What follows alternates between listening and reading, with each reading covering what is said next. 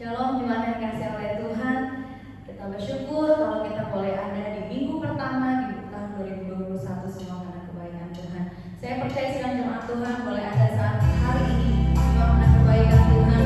Semoga dalam keadaan sehat. Kita boleh melalui 2020 dengan sukacita dengan penyertaan Tuhan. Bahkan kita sampai saat ini di tahun 2021 ini kita boleh sehat juga semua karena pertolongan Tuhan. Sebagai anak suaramu kita bersyukur pada Tuhan bahwa Tuhan menyertai setiap kehidupan kita. Terima kasih Tuhan, terima kasih Yesus. Tak terbatas kasih-Mu Tuhan sejak kehidupan kami.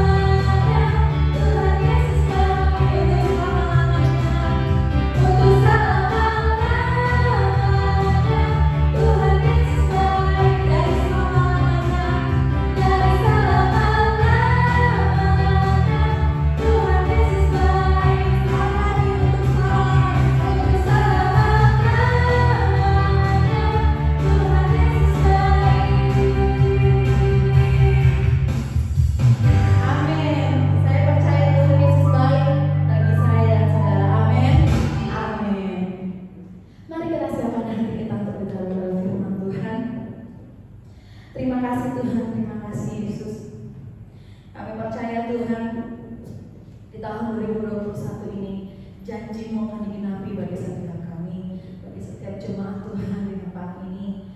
Terima kasih Tuhan, terima kasih Yesus. Kau Allah yang besar, Kau Allah yang ajaib. Kami percaya janji-Mu terukir bagi setiap kehidupan kami, lepas pribadi. Biarlah hidup kami ya Tuhan semakin menyenangkan hati-Mu di tahun yang baru ini Tuhan. Terima kasih Bapa, terima kasih Yesus. Terima kasih Tuhan. Haleluya.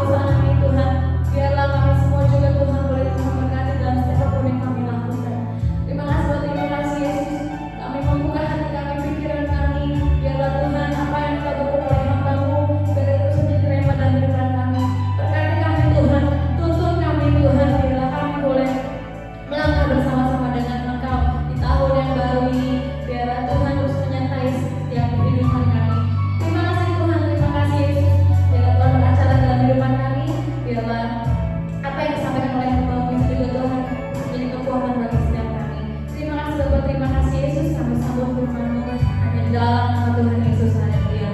Amin. Shalom, sidang jemaat yang terkasih di dalam Tuhan. Tahun 2020 sudah berlalu dan hari ini adalah minggu pertama di dalam tahun 2021. Tahun yang penuh dengan kata orang, banyak masalah akan datang, tetapi kita yakin bersama dengan Tuhan, maka masalah demi masalah akan kita lewati bersama. Oleh karena itu pada pagi hari ini kita akan belajar dari satu kebenaran firman Tuhan. Dan firman Tuhan pada pagi hari ini saya mau mengajak Bapak Ibu Saudara untuk belajar dari binatang yang kecil yang ada di bumi yang diciptakan oleh Tuhan, yang seringkali kita remehkan, yang seringkali kita injak-injak, tetapi sebenarnya Tuhan minta supaya kita belajar dari binatang ini.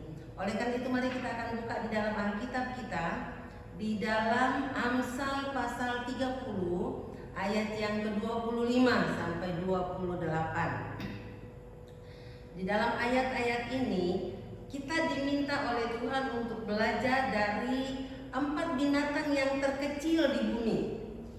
Tetapi kita tidak akan belajar dari 4 binatang itu. Cukup kita akan belajar dari 1 binatang saja. Tetapi sebelumnya mari kita akan buka di dalam Alkitab kita Amsal pasal yang ke-30 ayat yang ke-25 dan seterusnya. Demikian bunyi firman Tuhan. Ada 4 binatang yang terkecil di bumi, tetapi yang sangat cekatan. Semut, bangsa yang tidak kuat, tetapi yang menyediakan makanannya di musim panas. Pelanduk, bangsa yang lemah, tetapi yang membuat rumahnya di bukit batu. Belalang yang tidak mempunyai raja, namun semuanya berbaris dengan teratur. Cicak yang dapat kau tangkap dengan tangan, tetapi yang juga ada di istana-istana raja. Saudara yang kekasih di dalam Tuhan, keempat binatang ini adalah binatang-binatang yang sangat kecil. Tetapi hari ini mengawali tahun yang baru, kita akan belajar dari 1 binatang saja, yaitu belajar dari semut yang ada di dalam ayat yang ke-25. Di sana dikatakan, semut bangsa yang tidak kuat, tetapi yang menyediakan makanannya di musim panas.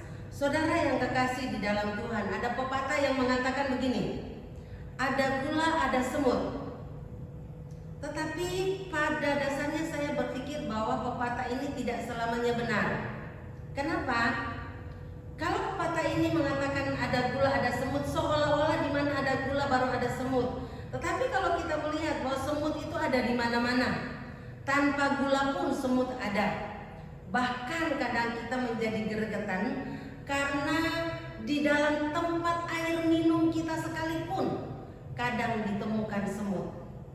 Bahkan di tempat-tempat yang seharusnya kita tidak mengharapkan ada semut di sana ada semut. Nah, oleh karena itu pada saat ini kita akan belajar dari binatang yang sangat kecil ini. Tetapi ternyata kalau kita mengamati perilakunya, kita akan mendapatkan banyak pelajaran yang akan menjadi pedoman, yang akan menjadi teguran buat kita manusia yang diciptakan oleh Tuhan, jauh lebih besar, jauh lebih mulia dari semut. Saudara yang kekasih di dalam Tuhan, mungkin saudara berpikir, aduh Ibu Gembala, kenapa awal tahun kok kita disuruh belajar dari semut? Tetapi itu adalah firman Tuhan, supaya bahkan di dalam Amsal dikatakan, hai pemalas, belajarlah dari semut. Supaya apa? Kita mengawali tahun 2021 dengan satu tekad yang baru, bahwa saya mau hidup lebih baik. Saya ingin memiliki karakter yang lebih baik, dan saya mau belajar dari makhluk ciptaan Tuhan. Oh saudara yang kekasih di dalam Tuhan, mari kita akan belajar. Yang pertama yang bisa kita pelajari dari semut. Kalau di sini dikatakan begini, ayat yang ke-25, Semut, bangsa yang tidak kuat, tetapi yang menyediakan makanannya di musim panas. Saudara, pelajaran yang pertama yang kita bisa belajar dari semut adalah semut tidak pernah putus asa. Semut tidak pernah putus asa. Saudara, pernah nggak saudara melihat bahkan mencoba untuk membuat satu percobaan kecil dengan semut saja? Seandainya saudara melihat ada semut yang berjejer begitu berbaris, kemudian saudara mengambil air, kemudian saudara menuangkan air di tempat di mana barisan semut itu berjalan. Apa yang semut itu lakukan? Apakah dia akan berhenti berjalan? Tidak, saudara. Dia akan berpencar, dia akan cari tempat, dia akan terus cari jalan sampai dia bisa melewati air yang saudara tuangkan itu. Karena apa? Semut adalah makhluk yang tidak pernah kenal putus asa. Kenapa, saudara? Dia diciptakan untuk selalu bekerja dan bekerja. Nah, kalau semut saja yang kecil tidak tahu menyerah, tidak tahu putus asa, kenapa kita sebagai makhluk ciptaan Tuhan yang diperlengkapi dengan akal yang lebih mulia, yang dilindungi oleh Tuhan, yang dilengkapi dengan Roh Kudus, seringkali menyerah dalam kehidupan kita? Saudara, kita mengawali tahun 2021 dengan tingkat corona yang semakin banyak. Pada saat pemerintah mulai mencanangkan bahwa tahun 2021 semua kegiatan akan kembali berjalan seperti semula, tapi ternyata kenyataan yang kita hadapi bahwa tingkat orang yang terinfeksi corona semakin meningkat, membuat kita kalau kita tidak berpengharapan di dalam Tuhan akan menjadi ciut. Tetapi mari kita belajar dari semut, bahwa semut tidak pernah menyerah menghadapi apapun juga. Oleh karena itu kita sebagai anak-anak Tuhan, mari kita melangkah masuk ke dalam tahun 2021 dengan keyakinan bahwa sampai hari ini Tuhan sudah menyertai kita, maka ke depannya pun Tuhan akan menyertai kita. Itu yang pertama. Yang kedua, semut itu adalah binatang yang sangat rajin. Semut binatang yang sangat rajin. Bahkan di dalam Amsal pasal 6 ayat 6 sampai 8 di sana dikatakan begini. Amsal pasal 6 ayat 6 sampai 8, demikian bunyi firman Tuhan. Hai pemalas, pergilah kepada semut, perhatikanlah lakunya dan jadilah bijak. Biarpun tidak ada pemimpinnya, pengaturnya atau penguasanya, ia menyediakan rotinya di musim panas dan mengumpulkan makanannya pada waktu panen. Saudara yang kekasih di dalam Tuhan, semut sangat menyadari bahwa dia adalah binatang yang paling kecil, binatang yang lemah. Kalau musim hujan, maka dia tidak dapat berbuat banyak. Oleh karena itu dia tahu kapan dia bekerja dan kapan dia akan mengumpulkan sesuatu untuk masa depannya dia. Saudara yang kekasih di dalam Tuhan, di dalam ayat-ayat ini dikatakan dia binatang yang lemah, tidak punya pemimpin, tidak punya penguasa, tetapi dia bekerja dengan sangat teratur dan sangat rajin. Saudara, sekali-sekali saya mau mengajak saudara untuk melihat dan mengamati. Pernah nggak ada di antara saudara yang melihat semut berdiam diri dan tidak bergerak dalam waktu yang lama? Saya seringkali mengamati saudara dan saya belum pernah melihat semut hanya berdiam diri dan bengong, tidak berbuat apa-apa. Tapi dia selalu bergerak dan bergerak. Selama masih ada kesempatan, dia akan terus bergerak. Itu sebabnya firman Tuhan di sini di dalam Amsal dikatakan, hai pemalas, pergilah kepada semut. Saya berpikir kita manusia yang diciptakan oleh Tuhan begitu mulia, tetapi Tuhan minta supaya kita belajar dari semut. Kenapa? Karena semut itu binatang yang sangat kecil yang kita bisa pencet dengan jari kita, bisa kita injak sekaligus dengan kaki kita dan bisa ratusan yang mati. Tetapi dia adalah binatang yang rajin sehingga Tuhan mengatakan, "Hai pemalas, belajarlah pada semut." Kita sebagai manusia ciptaan Tuhan, manusia yang diciptakan oleh Allah dengan sangat mulia, jangan kita pelihara sifat malas di dalam kehidupan kita. Mari kita mengawali tahun yang baru dengan satu tekad bahwa saya akan melakukan segala sesuatu dengan sebaik-baiknya. Apa yang saya bisa kerjakan akan saya kerjakan, dan akan selalu melihat peluang yang ada untuk melakukan sesuatu, mengisi kehidupan saya untuk sesuatu yang berarti. Yang berikut, yang ketiga, semut adalah binatang yang kecil, tetapi sesungguhnya saya melihat bahwa semut adalah binatang yang sangat kuat. Kenapa saya mengatakan bahwa dia binatang yang sangat kuat? Karena dia bisa mengangkat barang-barang yang 20 kali bahkan 30 kali lebih besar dari badannya. Di mana letak kekuatannya?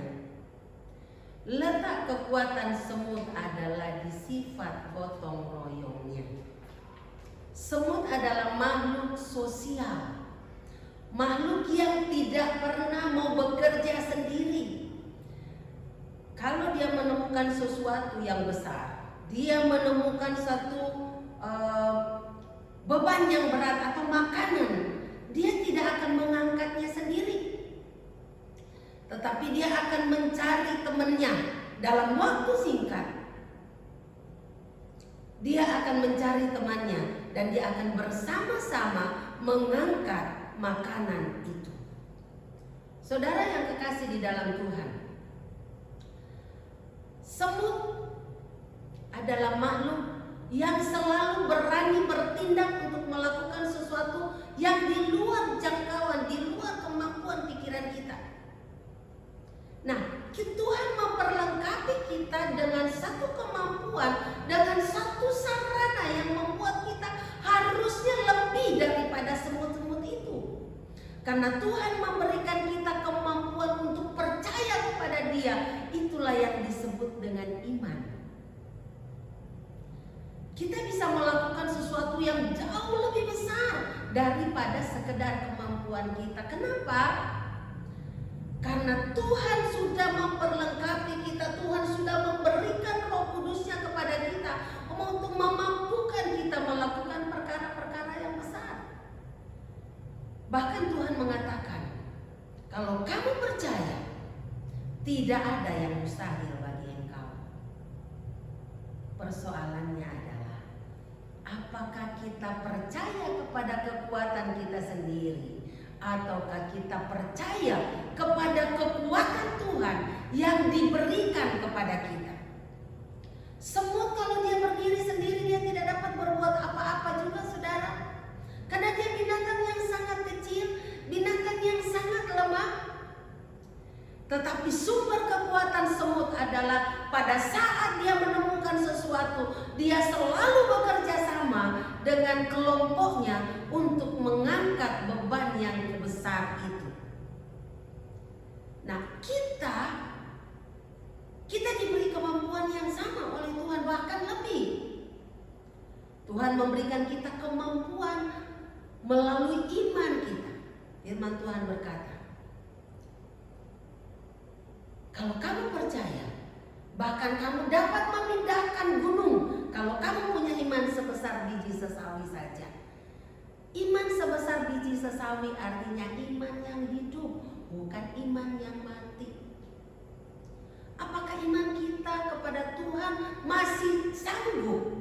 Apakah kita masih mampu untuk mempercayakan kehidupan kita kepada Tuhan di tengah-tengah situasi yang kita hadapi saat ini? Kalau kita kembali melihat ke belakang, tahun 2020 ada begitu banyak masalah, tetapi nyatanya bersama Tuhan kita bisa melewati semuanya itu. Oleh karena itu, mari kita melangkah masuk dalam tahun 2021. Kita mengawali tahun 2021 dengan keyakinan bahwa bersama Yesus aku dapat melakukan perkara-perkara yang besar.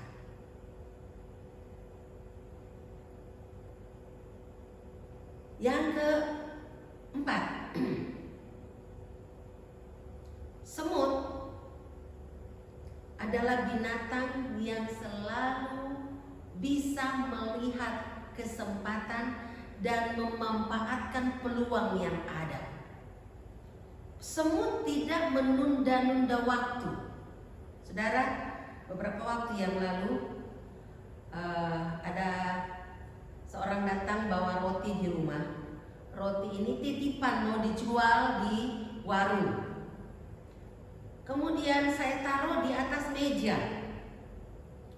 Hanya dalam hitungan menit saja, waktu dibuka, ternyata semut sudah datang dan mengerubuti roti itu, saudara.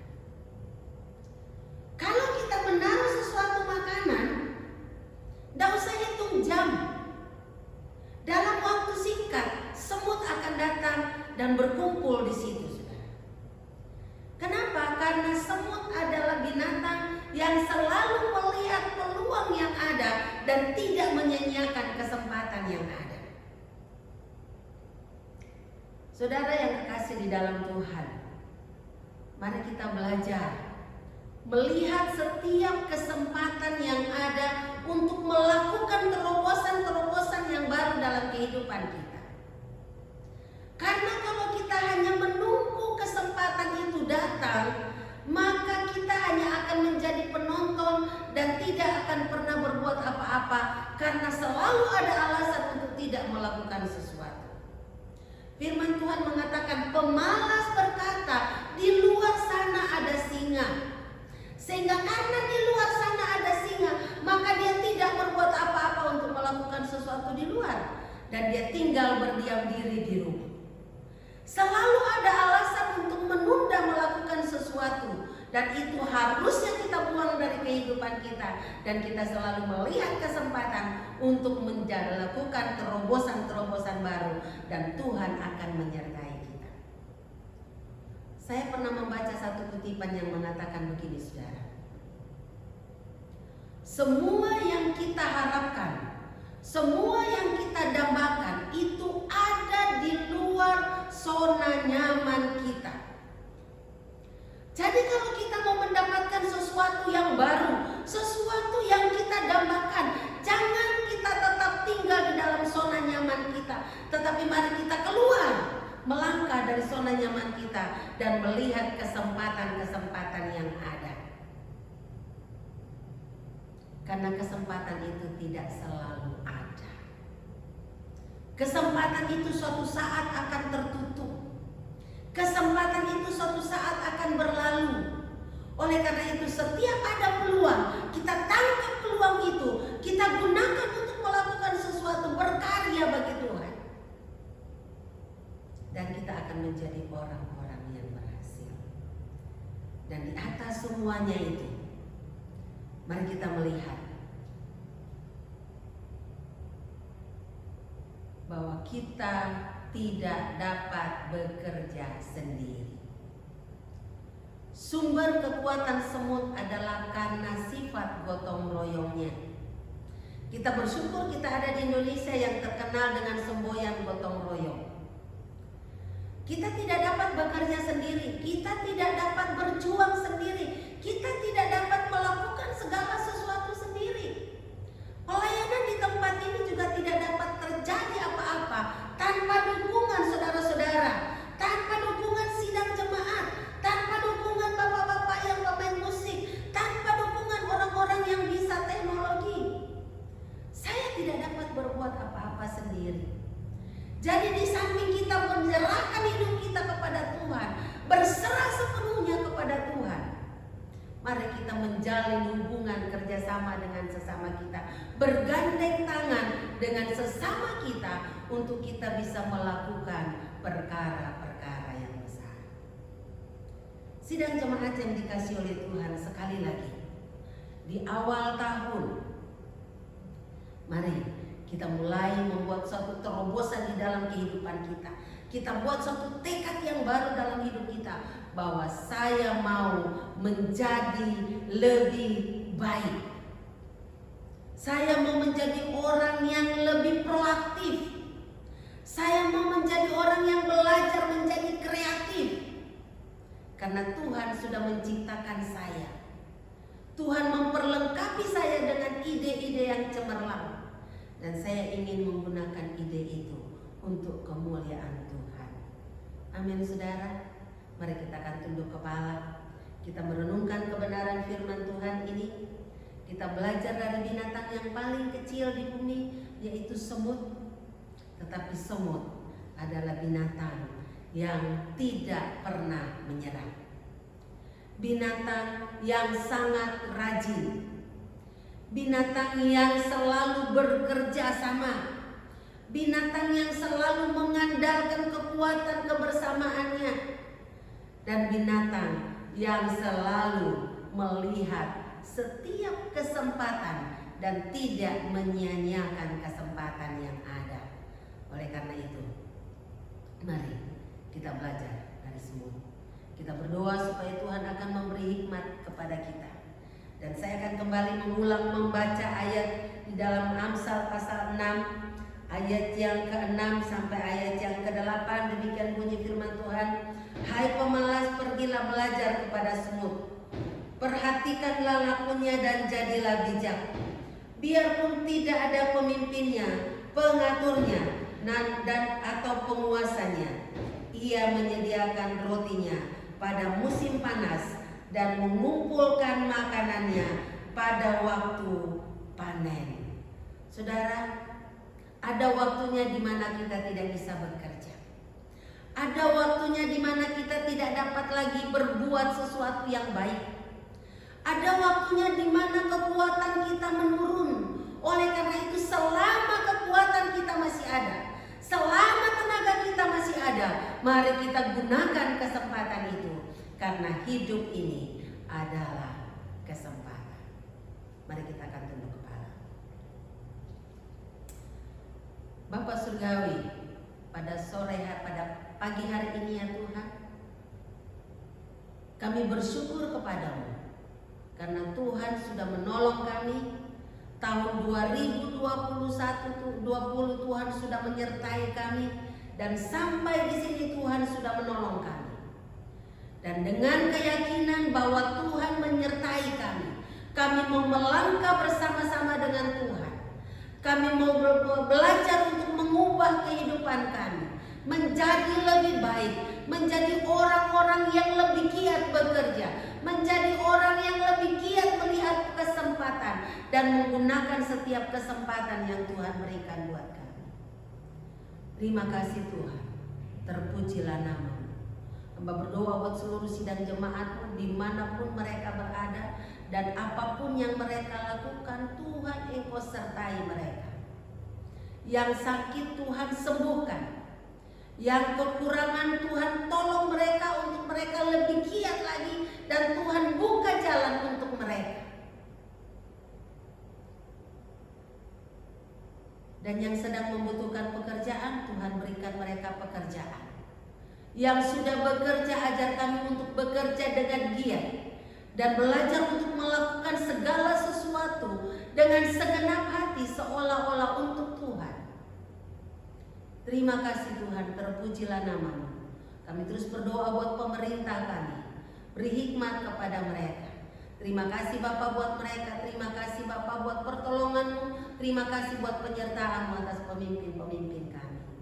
Terima kasih Bapa buat penegak hukum yang Tuhan beri hikmat kepada mereka.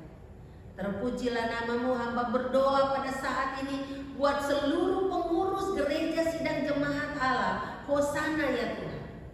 Tuhan, setiap yang terlibat di dalam pelayanan, berkati mereka ya Tuhan. Hamba percaya dengan janji firman-Mu, Engkau berkata, hari depan yang penuh harapan Engkau sediakan bagi setiap orang yang mengasihi Engkau. Dan hamba berdoa buat seluruh sidang jemaat-Mu, khususnya yang terlibat, yang dengan segenap hati mendukung pelayanan pekerjaan di tempat ini, Engkau akan memberkati mereka. Terpujilah nama-Mu Bapa. Dalam nama Tuhan Yesus kami berdoa dan mengucap syukur. Haleluya. Amin. Bapak Ibu Saudara yang kekasih di dalam Tuhan, mengawali tahun ini kita akan mengambil bagian dalam perjamuan kudus. Saudara boleh mengambil unsur-unsur perjamuan yang ada di rumah. Entah itu saudara boleh menggunakan roti, biskuit, dan minuman apa saja yang saudara boleh ambil dan kita jadikan ini sebagai unsur-unsur perjamuan kudus. Dan mari kita akan melihat bahwa perjamuan kudus adalah suatu peristiwa sakramen di mana kita memperingati hari di mana Yesus menyerahkan hidupnya untuk kita. Oleh karena itu mari kita akan mengambil bagian untuk merenungkan betapa besar kasih Tuhan. Dan kita akan berdoa untuk unsur-unsur perjamuan kudus yang kita sudah siapkan. Mari kita akan berdoa. Bapa di surga, pada saat ini Tuhan kami akan mengambil bagian dalam perjamuan kudus. Biarlah Tuhan akan menolong kami, menyucikan, menguduskan kami semua ya Tuhan, sehingga kami semua boleh layak untuk mengambil bagian dalam perjamuan kudus ini. Biarlah Tuhan akan kuduskan, sucikan unsur-unsur perjamuan kudus, roti dan anggur dan minuman apapun yang sudah kami persiapkan menjadi simbol dari unsur-unsur perjamuan kudus ini. Terima kasih Tuhan, kami mau mengambil bagian di dalamnya, di dalam nama Bapa, Anak, dan Roh Kudus. Haleluya, amin. Mari saya minta saudara untuk mengangkat roti yang ada di tangan kanan saudara, dan kita akan mendengarkan kebenaran firman Tuhan. Lihatlah bahwa roti ini adalah simbol dari tubuh Tuhan yang dipecahkan buat saudara dan saya. Dan dengarkanlah firman Tuhan. Sebab apa yang telah kuteruskan kepadamu telah aku terima dari Tuhan, yaitu bahwa Tuhan Yesus pada malam waktu ia diserahkan, ia mengambil roti dan sesudah itu ia mengucap syukur atasnya, ia memecah-mecahkannya dan berkata, inilah tubuhku yang diserahkan bagi kamu, perbuatlah ini menjadi peringatan akan aku. Mari kita akan makan bersama-sama dalam nama Tuhan Yesus Kristus.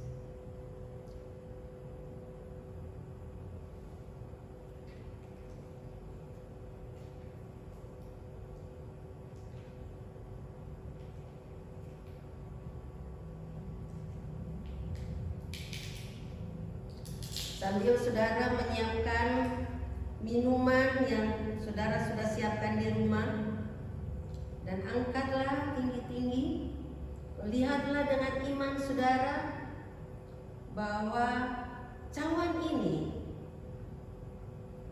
adalah simbol dari darah Tuhan yang tercurah, yang keluar dari setiap luka. Dan dengarkanlah firman Tuhan. Demikian pula ia mengambil cawan sesudah makan lalu berkata, cawan ini adalah perjanjian baru yang dimeteraikan oleh darahku. Perbuatlah ini setiap kali kamu meminumnya menjadi peringatan akan aku. Mari kita akan minum bersama-sama dalam nama Tuhan Yesus Kristus.